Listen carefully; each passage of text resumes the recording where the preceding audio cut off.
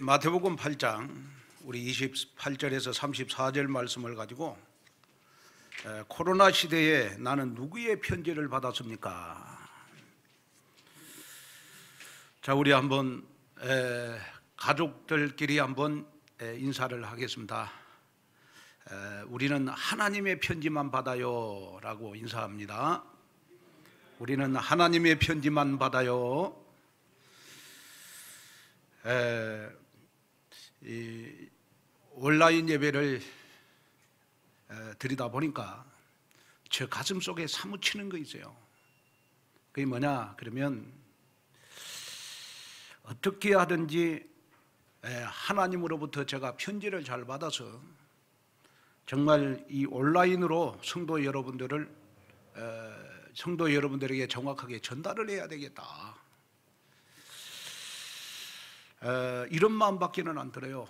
왜냐 그러면 지금 코로나 시대에 우리가 교회에 나와서 여러분 예배를 드릴 수 없기 때문에 여러분들은 매일매일 사단의 편지는 결박을 하고 하나님의 편지는 붙잡고 기도해서 가장 응답을 받는 그러한 여러분들이 됐으면 좋을 것 같습니다. 그래서 저는 말씀을 전하기 전에 일주일 동안 제가 혼자 텅 빈 교회를 보면서 눈물로 제가 하나님 앞에 편지를 썼습니다. 여러분, 오늘 제가 좀 읽어 드릴 건데 같이 우리가 저 편지를, 하나님께 드리는 편지를 여러분 가슴 속에 언약으로 품고 정말 하나님께 드리는 저의 기도지만은 여러분들 꼭 한 가지 미션은 붙잡고 오늘 말씀을 듣는 여러분 됐으면 좋겠습니다. 하나님, 정말 죄송합니다. 또 죄송합니다. 저는 예수를 믿고 시골에서 오직 의지할 곳은 하나님 한 분밖에 없었습니다. 광주신학교를 다니던 시절 5.18 광주 민주화 운동이 일어났고 계엄군이 광주 금남로를 점령할 때 저는 성경책을 가슴에 품고 예배드리기 위하여 내 구주 예수를 더욱 사랑 찬송을 부르며 걸어갔습니다. 개미새끼 한 마리도 다니지 않을 때 땅거미가 걸어갈 거리를 찬송을 부르며 걸어가고 있던 저를 계엄군이 총을 쏴버렸다면 저는 지금 이 세상에 없었을 것입니다. 그때 하나님, 저는 광주 금남로 바닥에 피를 쏟으며 죽었더라도 저는 후회는 없었을 것입니다. 왜냐하면 하나님께 예배드리러 가다가 총에 맞은 것은 순교한 것이니까요. 그러나 하나님, 저는 지금 제 일생에 가장 부끄러운 시간을 보내고 있습니다. 코로나19가 터지고 국가적으로 모든 분야가 셧다운되면서 교회마저도 온전한 예배를 드릴 수 없는 상황이 되었기 때문입니다. 예배란 중환자에게 산소호흡기와 같은 것입니다. 중환자에게 산소호흡기를 떼면 호흡이 멈춰서 죽듯이 하나님의 자녀들이 하나님께 예배드리지 못한 것은 중환자에게 산소호흡기를 떼는 것과 같습니다. 하나님의 자녀에게 예배가 없다는 것은 영적으로 죽어가는데도 모르는 영적 무감각 상태에 빠지는 것입니다. 저 역시 차라리 전염병에 걸리든 어쩌든 간에 하나님 앞에 드리는 예배만큼은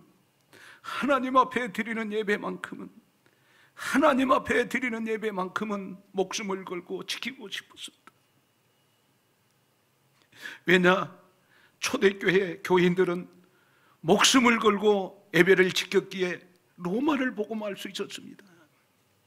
그러나 하나님, 아무리 생각하고 또 생각해 보아도, 엎드리고 또 엎드려 보아도 우리가 현장 예배를 드리다가 성도들과 지역 주민들에게 감염을 시켜버리면 안 된다는 감동이 왔습니다.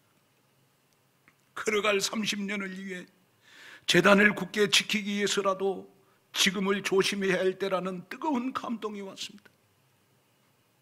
그래서 저는 울고 또 울었습니다. 애통하고 또 애통하였습니다. 지난주 텅 빈 예배당을 혼자 예배를 인도하면서 하나님 앞에 너무 죄송하고 또 죄송하며 근데 눈물을 쏟고야 말았습니다. 제가 하나님 앞에 드릴 수 있는 언약의 한의 눈물이고 걸어갈 30년의 애통의 눈물이었습니다. 하나님, 이 모든 것이, 이 모든 코로나가 재난이 창세기 3장의 나중심, 창세기 6장의 물질 중심, 창세기 11장의 성공 중심 때문에 생긴 개인의 우상화가 되어버린 우리의 잘못을 용서하시고 이 시대에 하나님 만나는 복음 편지를 내려 주옵소서. 하나님 떠나서 죄로 사단의 신부로 많은 교회의 정체성이 허물어졌기 때문에 다가온 재앙입니다. 예배의 소중함을, 예배의 기중성을 모르고 신앙생활했던 것을 용서하여 주옵소서. 하나님께서 예배의 중요성과 기중성을 영적 눈을 크게 뜨고 텅 빈 예배당을 보게 해 주신 것 감사합니다. 그러나 하나님, 눈물로 애원하며 하나님 앞에 비탄의 기도를 드립니다. 우리에게 한 번 더 기회를 주십시오. 우리가 그동안 예배의 소중함을 너무 몰랐습니다. 교회의 소중함을 정말 몰랐습니다. 다시는 예배가 중단된 일이 없도록 나에게 있는 애틀을 버리고 언약의 여정의 새틀 속에서 걸어갈 30년 동안 예배에 성공하여 교회를 가장 소중하게 여기겠습니다. 나에게 다시 한번 마스크를 벗고 예배를 드릴 수 있는 기회를 주옵소서. 지금이라도 코로나를 이길 수 있는 백신과 치료대가 하루속히 만들어지게 하옵소서. 그래서 나의 예배가 회복되게 하옵소서. 천년병 말고는 총칼 앞에서도 우리는 나의 예배를 포기하지 않게 하옵소서. 총칼 앞에서도 당당하게 현장 예배를 드렸던 믿음의 선진들처럼 현장 예배를 드리게 하시고 걸어갈 30년 예배를 귀중하게 여기고 교회를 사랑하는 강한 미션을 나에게 주옵소서. 이럴수록 내 구주 예수를 사랑합니다. 우리 다 같이 한번 찬송을 부릅니다. 내 구주 예수를 더욱 사랑.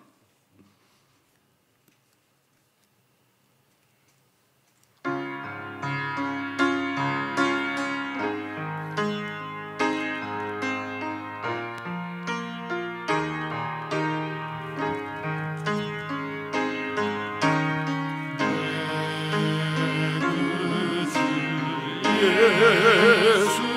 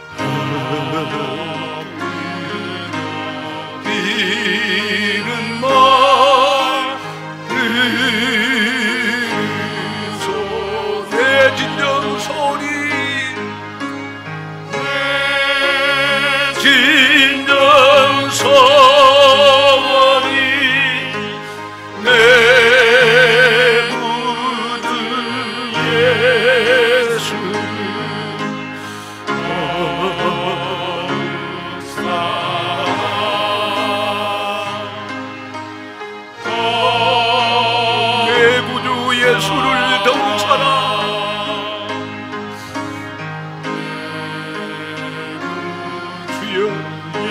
코로나 시대에 내 구주 예수를 더욱 사랑하게 하옵소서.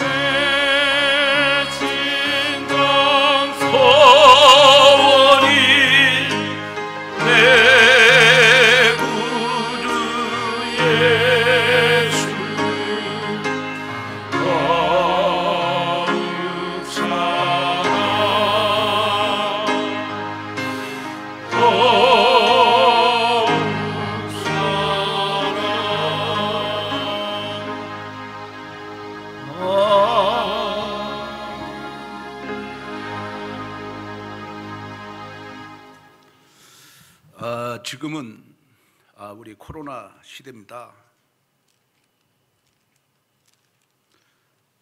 우리 코로나 시대여서 제가 여러분들을 만날 수도 없고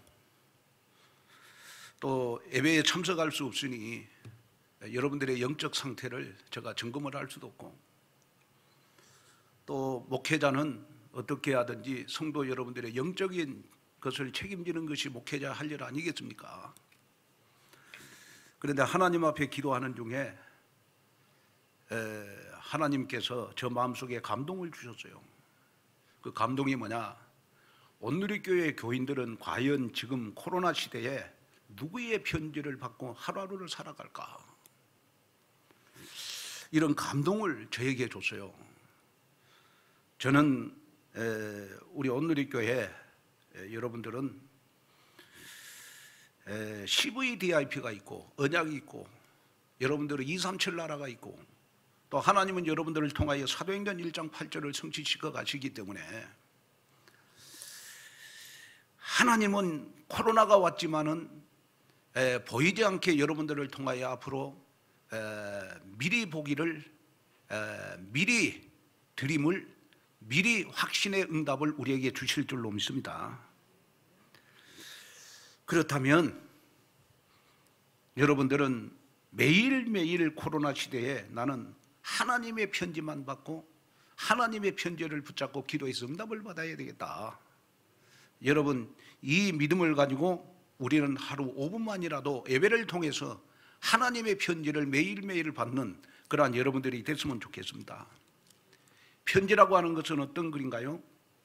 멀리 있는 사람에게 하고 싶은 말을 글로 적어서 보내는 것이 편지입니다. 편지는 왜 쓸까요? 둘레 사람들과 관계를 두텁게 해주고 다른 사람과 새롭게 사귈 수 있는 기회를 만들기 위해서 편지를 쓰는 겁니다. 그래서 편지는 우리가 상대방을 잘 설득할 수 있는 좋은 방편이 되기도 하고 또 편지는 서로 간에 신뢰를 쌓게 하는 여러분 소통이 되게 하는 것입니다. 우리는 지난주 내 인생의 풍랑 앞에서 라는 메시지를 받았습니다. 큰 태풍이 우리 제주도를 강타하고 서해안을 강탈했습니다. 그러나 우리 온누리 교회까지는 안 왔습니다. 왜 그럴까요? 여러분 그 우연일까요? 저는 강단 말씀 성취라고 생각합니다. 큰 풍랑도 하나님은 이번 한 주간 잔잔케 하셨습니다. 그러면 여러분이 하나님이 여러분들에게 주신 편지를 붙잡고 기도한다면 반드시 여러분들에게 큰 응답의 역사가 일어날 줄로 믿습니다. 자, 코로나 시대에 저와 여러분들은 어떤 상황 속에서도 영적인 시각을 가지고 하나님 앞에 매일매일 감사하는 삶을 살아야 될 줄로 믿습니다. 왜냐? 창세기 3장 사건으로 저주, 죄와 사단의 굴레에서 사로잡혀가지고 영원한 멸망길로 갈 수밖에 없는 우리 인생을 하나님은 180도 바꾸어 주신 것에 대한 여러분 감사가 날마다 여러분들에게 넘쳐나야 될 줄로 믿습니다. 그래서 오늘 제목이 나는 코로나 시대에 누구의 편지를 받고 삽니까? 자, 하나님의 편지가 뭘까요? 하나님이 나에게 주신 편지는 매일매일 하나님 앞에 예배를 통한 하나님이 나에게 주시는 말씀이 바로 여러분 하나님이 내게 주신 편지라고 생각합니다. 그러면 사단이 나에게 주시는 편지는 뭘까요? 코로나 시대니까 적당히 신앙생활해라. 코로나 시대니까 적당히 기도해라. 코로나 시대니까 이 세상 풍속을 따라가도록 자꾸 나에게 영적인 무감각을 갖도록 나를 꾀는 편지를 쓰는 것이 바로 여러분 사단이 나에게 갖다 주는 편지입니다. 자, 그렇다면 여러분 오늘 말씀을 듣고 여러분이 하나님 앞에 먼저 결단하는 시간이 됐으면 좋겠습니다. 하나님, 이 코로나 시대에 나는 매일매일 사단이 나에게 신앙생활을 못하도록 하나님을 떠나도록 죄 가운데 빠지도록 사단의 심부름하도록 꾀는 사단의 편지는 그리스도 이름으로 결박하게 하시고 하나님이 나에게 주시는 편지는 붙잡고 기도해서 내가 코로나 시대에 가장 응답을 많이 받는 저희들이 되게 해 주십시오. 24시 소통하면서 생명 살리는 자로 우뚝 서는 여러분 되시기를 주님의 이름으로 축원을 드립니다. 자, 그러면 첫째로 마귀가 주는 편지는 자신의 운명을 미리 알고 있기 때문에 우리를 마귀의 심부름하게 만들게 하는 것입니다. 그래서 마귀의 편지는 예수의 이름으로 결박해야 여러분 마귀의 게임에 빠지지 않는다는 겁니다. 오늘 마태복음 8장 28절에 보니까 또 예수께서 건너편 가다라 지방에 가시매 귀신 들린 자 둘이 무덤 사이에 나와 예수를 만나니 그들은 몹시 사나워 아무도 그 길로 지나갈 수 없을 지경이더라 그랬습니다. 오늘 본문에 보면 이 마귀의 편지를 받고 하나님을 떠나고 죄로 말미암아 사단의 노예가 된 여러분 두 사람이 있습니다. 예수님이 가이사라 지방에 가셨을 때 제일 먼저 예수님이 만난 사람이 바로 여러분 귀신 들린 자였습니다.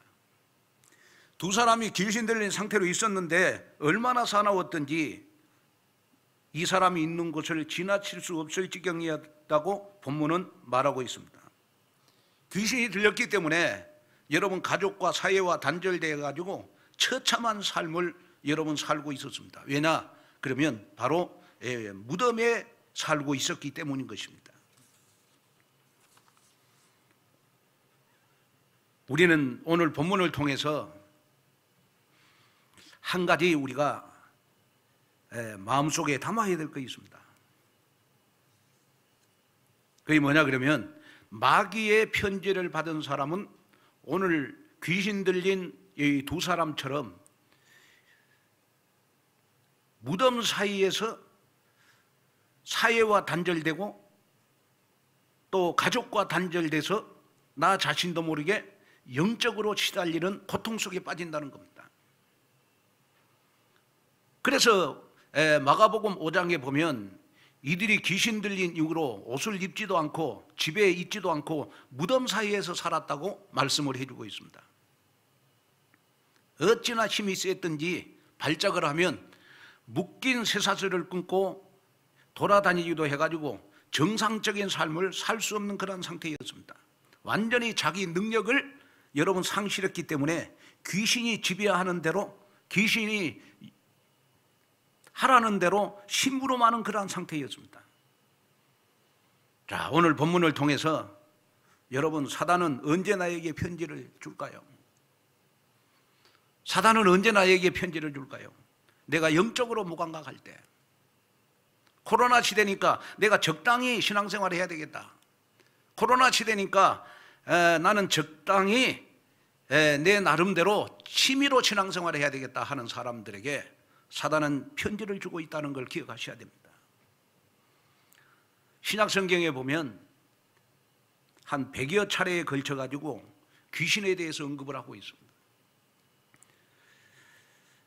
그래서 우리는 귀신이 나에게 편지를 쓰더라도 사단의 편지를 받고 거기에서도 우리가 여러분 분별할 수 있는 영적 분별력을 가져야 됩니다. 그러기 위해서는 중요한 것이 뭐냐? 영적인 측면을 여러분이 깨달아야 된다는 거예요. 영적 사실을 믿어야 된다는 거예요. 그 영적 사실이 뭐냐? 그러면 바로 여러분 성경에 반드시 사단 마귀 귀신은 존재한다는 겁니다.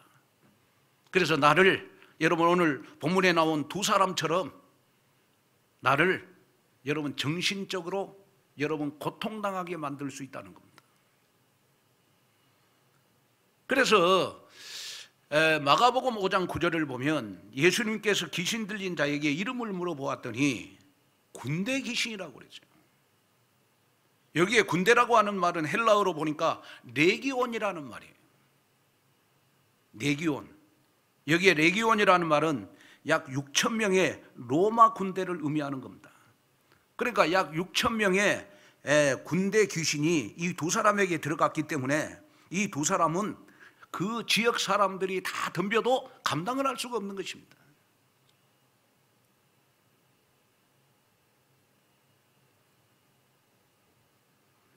본문에 나온 것처럼 여러분 귀신은 단수가 아니라 복수이고 이 귀신의 우두머리가 바로 여러분 마귀 곧 여러분 사탄이라는 겁니다. 계시록 12장 7절에서 12절에 보면 하늘에서 전쟁이 있었는데 천사장 미가엘과 그의 휘하에 있는 천사들에게 큰 용과 그의 사자들이 결국 내쫓기게 됐다. 하늘에서 내쫓기게 된 이 사단 마귀가 요한계시록 12장 9절을 보면 큰 용이 내쫓기니 에뱀 곧 마귀라고도 하고 사단이라고도 하며 온 천하를 꿰는 자라. 그가 땅으로 내쫓기니 그의 사자들도 그와 함께 내쫓기니라. 여기서 사단과 함께 내쫓긴 그의 사자들이 바로 여러분 귀신이라는 겁니다. 이 사단과 귀신들은 예수님이 재림하실 때 한시적으로 활동하는 여러분 영적인 실체라는 거죠.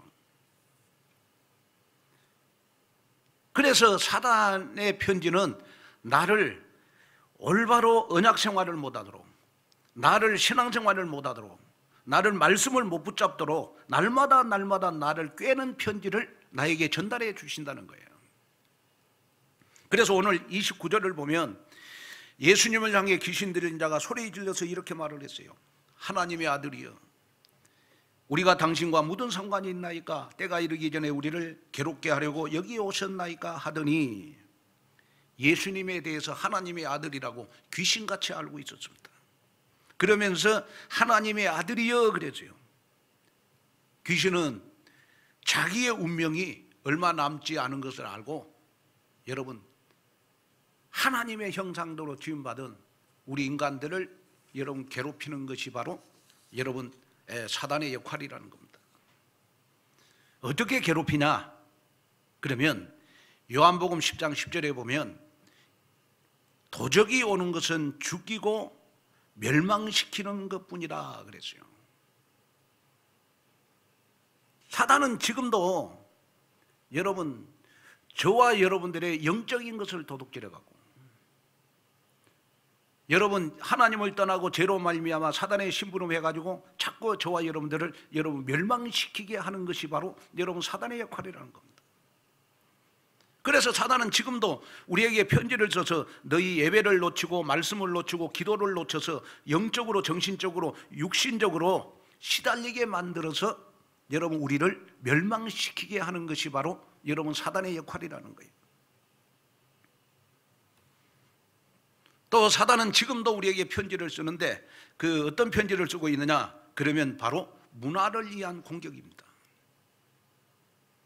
에베소서 2장 2절을 보면 세상 풍조라는 단어가 나와요. 우리가 과거에는 이 세상 풍속을 쫓았던 존재였습니다. 여기서 말하는 이 세상 풍조가 바로 여러분 문화예요. 문화.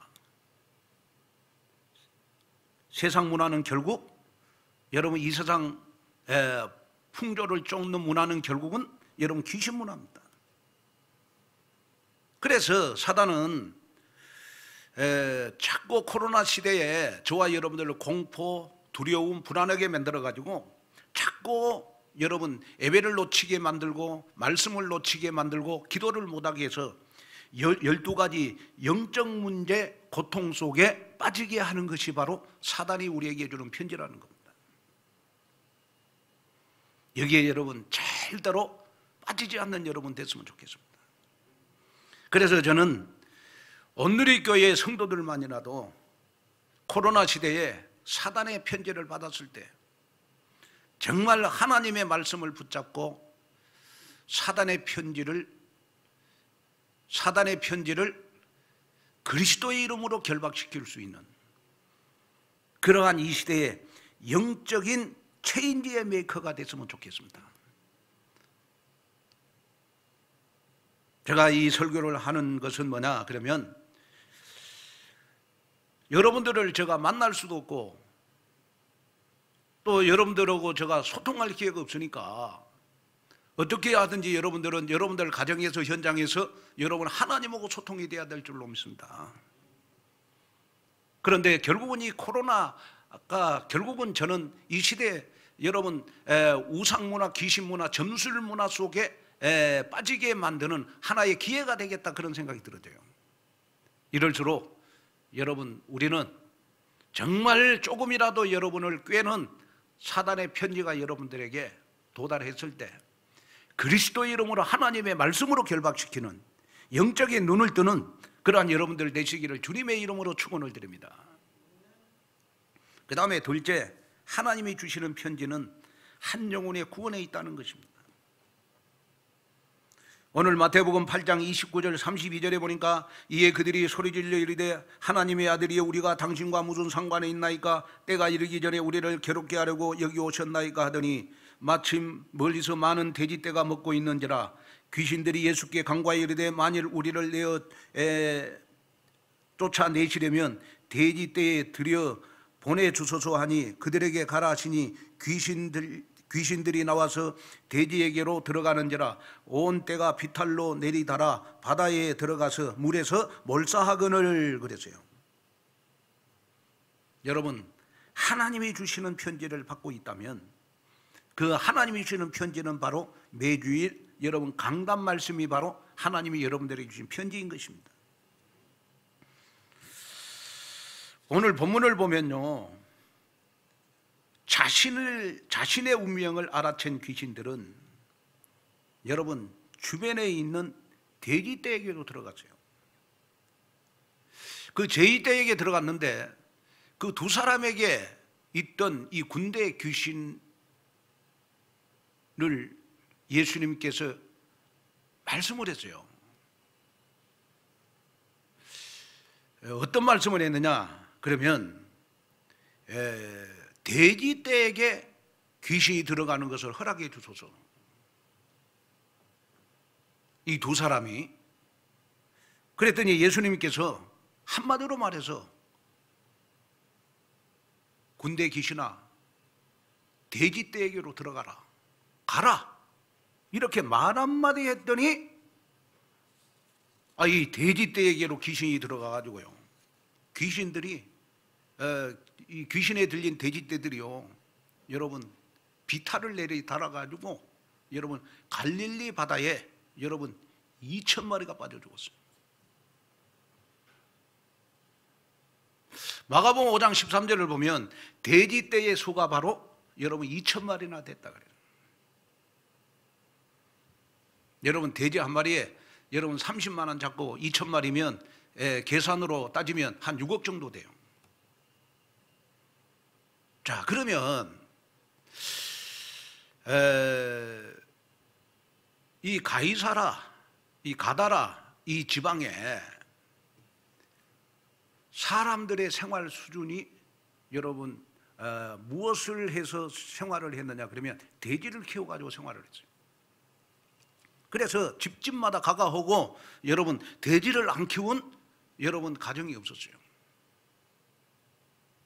그런데 예수님의 말 한마디에 여러분 가라 명령하니까 여러분 가다라 지방에 여러분 그 마을에 여러분 정말 사람들의 관심이 돼지 키우는 데만 관심이 있는 그 사람들에게 여러분 돼지떼에게 귀신이 들어가가지고 그냥 그 2,000마리나 되는 귀신들이 여러분 갈릴리 바다에 여러분 다 빠져 죽었다니까요. 하나님이 오늘 본문을 통해서 저와 여러분들이 주시는 편지가 뭘까요? 가다라 지방에 여러분 사람들은 어떤 데만 관심이 있었을까요? 이 두 사람이 여러분 정신병에 걸려서 여러분 정말 무덤에서 사람들하고 여러분 거리도 끊고 사람들의 관계도 끊고 여러분 무덤에서 고통당하는 데는 관심이 없었어요. 그 사람들 치유하는 데는 관심이 없었어요. 정신병 귀신 들린 사람에는 관심이 없고 그 당시에 사람들의 관심은 뭐냐? 그러면 돼지를 키우는 데만 관심이 있었어요. 다시 말하면 어디에만 관심이 있었느냐? 그러면 돈에만 관심이 있었어요. 돈에만 관심이 있었어요. 돈에만 관심 있는 이 가다라 여러분 사람들에게 우리 예수님은 여러분 돼지떼에게 전부 다 여러분 군대 귀신이 들어가게 해가지고 여러분 갈릴리에 2,000마리나 여러분 몰사하는 그러한 심판을 했어요. 자, 여기에서 하나님이 우리에게 주시는 편지가 뭘까요? 편지는 예수님의 최고의 관심은 한 영혼의 구원에 있다는 겁니다. 자, 코로나 시대에 경제가 어렵습니다. 코로나 시대에 여러분 우리는 정말로 어려워질 수 있습니다. 이럴 때 우리의 관심이 과연 어디에 있냐? 이 가다라 지방에 있는 사람들처럼 돼지 키우는 데만 관심이 있느냐? 내 주위의 가족이, 내 주위의 온누리교회 성도들이 영적으로 자꾸 여러분 무감각 상태에 빠져서 자꾸 마귀의 편지를 받고 어느 날 불신앙하는데도 관심이 없다면 과연 하나님은 나를 어떻게 보실까? 저는 그걸 생각하니까 여러분 정말 가슴이 메어져요. 왜? 여러분들을 돕고 싶어도 여러분들을 만날 수가 없고 또 여러분들을 돕고 싶어도 여러분들을 만날 수 없으니 여러분들하고 소통이 안 되니까 온라인 예배를 드리니까 여러분들의 영적 상태를 알 수가 없어요. 이럴 때 가족 중에 한 사람이 여러분 가족들의 영혼을 책임지는 그러한 여러분 영적인 메이커가 한 사람 나와야 돼요. 영적인 기둥이 나와야 돼요. 또 우리 각 기관마다 여러분 영적으로 여러분 정말 무감각 상태에 있는 그러한 여러분 우리 집사님, 권사님, 우리 성도님들을 일으킬 수 있는 그러한 각 기관에 여러분 영적인 기둥이 나와야 돼요. 사역자가 나와야 돼요. 그래서 예수님은 지금도 우리에게 편지를 줘요. 그 편지가 뭡니까? 내 주위에 영적으로 죽어져가는 영혼들을 살려내라는 겁니다. 너희가 물질에만 관심을 갖지 말고 정말 내 주위에 영적으로 죽어져가는 그러한 사람들을 살려내라.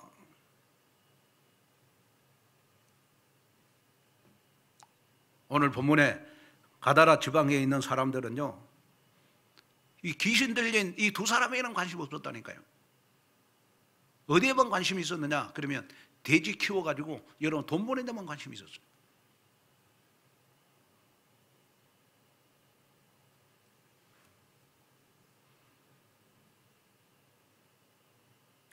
마귀가 우리에게 주는 편지가 뭘까요?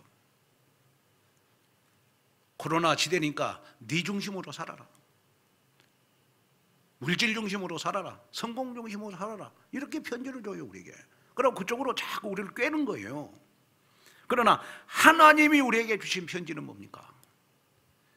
내 주위에 영적으로 죽어져가는 영혼들을 살려내라는 겁니다. 저는 매일 우리 저 강단 옆에 기도실에서 우리 온누리교회 교적부를 교회 요람을 가지고 한 영혼 한 영혼을 위해서 여러분 기도합니다. 하나님, 지금 이 장로님은 무엇하고 있을까요? 지금 이 권사님은 무엇하고 있을까요? 이 집사님은 지금 무엇하고 있을까요? 과연 마귀의 편지를 받고 있을까요? 아니면 하나님의 편지를 받고 있을까요? 마귀의 편지를 받고 있다면 그리스도 이름으로 결박시켜 주시고, 하나님의 편지를 받고 있다면 기도해서 이번 한 주간 어마어마한 응답을 받게 해주십시오.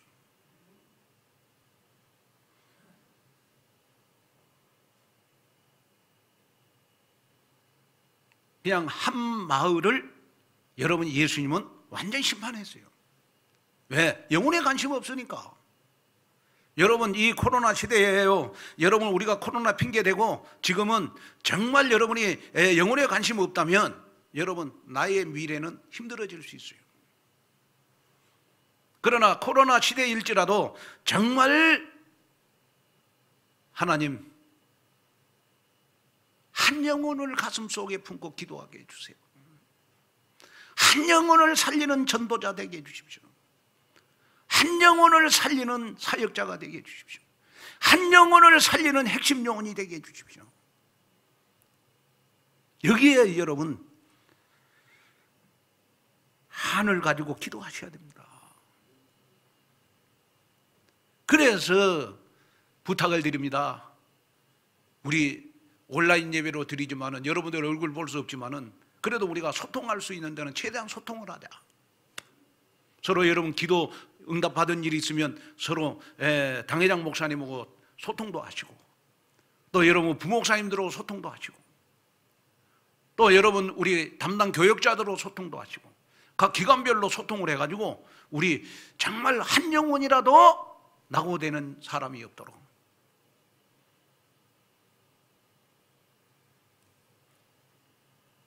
코로나 시대는 하나님이 우리에게 주신 미션이 뭐냐? 정말 교회 밖에서 복음 밖에 있는 사람들을 전부 다 복음 속으로 집어여라. 인사이드로 집어여라. 또 오늘 이 설교를 듣는 여러분들, 정말 코로나 시대에 하나님이 우리에게 주시는 여러분 미션이 뭡니까? 이럴수록 정말 우리 예배를 사랑하게 해주십시오. 교회를 사랑하게 해주십시오. 이 마음을 품는다면 코로나 이후에 우리 온누리 교회는 어마어마한 역사가 일어날 것이다. 이걸 여러분 가슴속에 품는 여러분 귀한 역사가 일어났으면 좋겠습니다.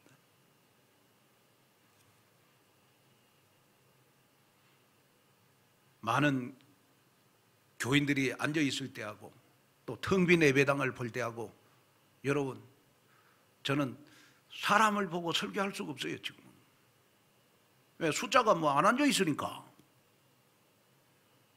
그러나 제가 지금 설교하는 거는 여러분 하나님 앞에 설교하는 겁니다. 하나님 앞에 외치는 거예요. 하나님, 정말 우리 온누리 교회 영적으로 좀 복음 밖에 예배 밖에 있는 성도들에게라도 이번 한 주간 하나님이 편지를 주셨어.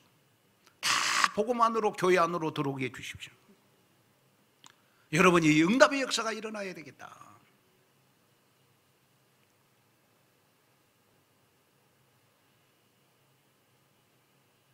가다라 사람들은요, 여러분 돼지 키우는 데만 관심이 있었어요.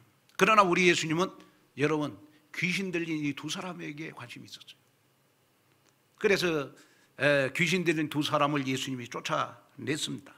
그랬더니 이 두 사람이요 어떤 일을 했습니까? 마가복음 5장 18절 20절을 보면 귀신 들린 이 두 사람이 치유를 받고 나서요 집으로 돌아가 가지고 자기 고향에 가서 여러분 데가볼리에 전파하니 모든 사람이 놀랐더라. 아니 어느 날 쇠고랑을 차고 무덤에서 정신 나가서 여러분 이상한 사람이 됐는데 보니까 어느 날 딱 나타났는데 보니까 정상적인 사람이 딱 돼 있어요. 그러니까 마을 사람들이 여러분 막 간증해 달라고 하는 거예요. 어쩐 일로 그렇게 정상적으로 치유가 됐냐고. 그래서 이 두 사람이요 3일 동안 집회를 했어요. 그러면서 여러분 간증을 한 거예요. 그랬더니 여러분 이 대가볼리에 있는 자기 고향에 있는 사람들이 다 여러분 예수님을 그리스도로 믿는 역사가 일어났어요. 예수님이 두 사람 치유했더니 마을 전체가 다 복음화 되는 역사가 일어났어요. 여러분 주위에 한 사람만 살려도 여러분 한 가족이 구원을 받고, 여러분들 주위에 한 사람만 살려도 여러분 그 사람 주위에 어마어마한 많은 사람들이 구원을 받는다는 사실을 기억하셔야 돼요. 한 사람이 중요한 것입니다. 한 사람이. 오늘 여러분 나는 매일 강단 말씀을 붙잡고 5분 예배를 드림으로 하나님의 편지를 붙잡고 기도하겠습니다. 결단하는 시간 되기를 주님의 이름으로 축원을 드립니다. 결론으로 말씀을 마치려고 합니다. 요즘 자주 사용하는 단어가 있어요. 그 단어가 바로 필살기라는 단어입니다. 필살기. 여기에 필살기라는 말은 무슨 말이냐? 그러면 우리가 그 무협 영화에 보면요, 사람을 죽이는 기술, 그걸 우리가 여러분 필살기라고 그래요. 또 이 프로 레슬링에서요, 필살기는 레슬러들이 경기를 끝마치기 위해서 사용하는 자신만의 고유한 기술, 이걸 우리는 필살기라고 그러거든요. 또 여러분 우리 트로트 가수들이 부드러운 눈빛으로 여러분 팬들을 집중하게 만드는 거, 이걸 우리는 필살기라고 그럽니다. 강력한 효과를 낼 수 있는 자신만의 비법을 비유적으로 이루는 말을 우리는 필살기라고 그래요.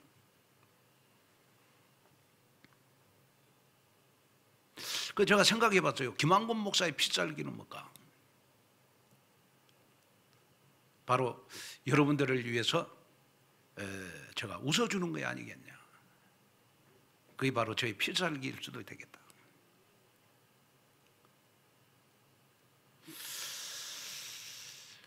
프로 레슬링에서 필살기는 레슬러들이 경기를 끝마치기 위해서 사용하는 자신만의 고유한 기술이 바로 필살기예요. 그러면 코로나 시대에 저와 여러분들은 영적인 필살기를 가지고 있어야 돼요. 사단의 편지를 받았을 때 사단을 한 방에 꺾을 수 있는 나만의 영적 필살기를 가지고 있어요. 그리고 여러분 하나님이 나에게 편지를 줬을 때 나만의 하나님을 감동시키는 그러한 나만의 필살기를 가지고 있어요.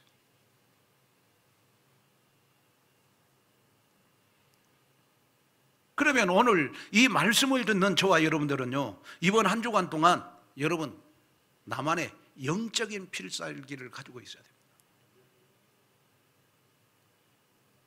왠지 모르게 다른 사람이 할 수 없는 하나님을 감동시킬 수 있는 나만의 5분 기도, 이거의 나의 영적인 필살기가 있냐.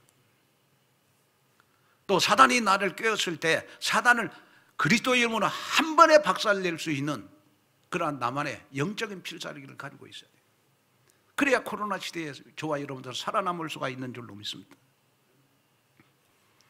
그래서 이번 한 주간은 하나님을 감동시키는 참 제자로 우뚝 서서 하루 5분 예배에 동참해서 나의 영적 필살기를 찾는 참 제자 되시기를 주님의 이름으로 축원을 드립니다. 하나님, 정말 하나님의 은혜와 축복을 감사합니다.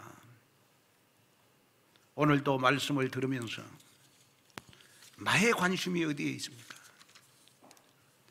코로나 시대에 경제적으로 어려울수록 정말 하나님의 편지를 받고 하나님이 나에게 주신 말씀을 붙잡고 기도하기를 원합니다. 하나님이 나에게 주시는 귀한 말씀을 가지고 하루하루를 살아가기를 원합니다. 그래서 걸어갈 30년을 준비하게 하시고 정말 이럴수록 하나님 내 주위에 있는 사람들, 죽어가는 한 영혼 한 영혼을 구원해내는 귀한 역사가 일어나도록 도와주옵소서. 오늘도 하나님 정말 텅 빈 예배당을 보면서 정말 하나님 예배가 너무너무 소중합니다. 정말 교회가 너무너무 소중합니다. 마음속에 품게 하여 주옵소서.